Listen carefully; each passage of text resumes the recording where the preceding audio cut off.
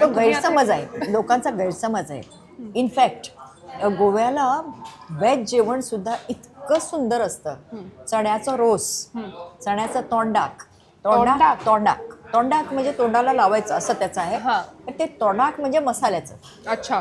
चना मसाला. पण सगळ्यामध्ये नारळ असतोच.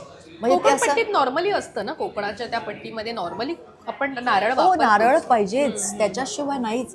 कारण ते काय असतं की नंतर मुगाच्या गाठी, कसल्या? मुगागाठी, मुगागाठी. मुगागाठी ते कशाचं बनवतात? मुगागाठी म्हणजे कोंब आलेले मूग असतात, स्प्राउट्स म्हणतो आपण त्याला. तेच पाहिजे, कोंबच आलेले पाहिजेत, नाहीतर त्याला हे नसतं. आणि त्याची सालं जरा काढायची, अशी वेगवेगळी करायची, मग ते पांढरे पांढरे असे. सगळ्यांची सालं येत नाहीत, काही जणांचे राहतात, पण ते अत्यंत पौष्टिक आहे, ते न्यूट्रिशियस.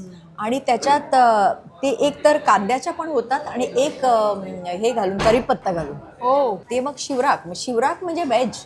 तर जे जे शिवराक आहेत त्या दिवशी मग कांदा घालायचा नाही. आणि तो गणपती चतुर्थीच्या दिवशी तर ते मुगाच्या गाठी असतातच.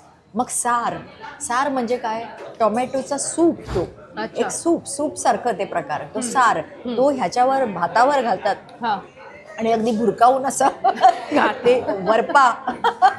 ते वराड निघालं लंडनला मध्ये. स्वर्गीय लक्ष्मणराव देशपांडे, जे माझे छत्रपती संभाजीनगरच्या नाट्यशास्त्र विभागाचे प्रमुख होते, त्यांनी वराड निघाला लंडनला तेव्हा करायचे ते. त्यामुळे ते म्हणायचे, आणि वरपा म्हणजे इंग्लिशमध्ये ती लंडनची सून घरात येते, तिच्या वडिलांना ते समजावतात, ते आमरस कसा खायचा, असा आधी खायचा अँड देन वरपा. त्यामुळे ते सार जो आहे तो वरपायचा. तर हे ना, आणि खतखत म्हणजे मिक्स्ड व्हेजिटेबल सब्जी.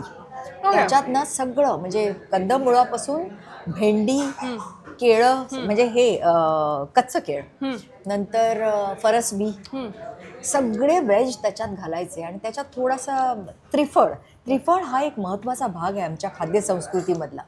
त्रिफळ हे एक फळ असतं, ते असं खाऊ शकत नाही आपण, कारण ते कसं जीभ वगैरे आपली ही होईल, म्हणजे इन्फ्लेम त्याला बघून त्याचं खावं असं पण नाही. पण त्याचा जो बांगड्याच्या हुमणामध्ये स्वाद येतो, तारल्याच्या हुमणामध्ये स्वाद येतो, तो यू कांट बीट इट. घालतात ना खूप सुंदर.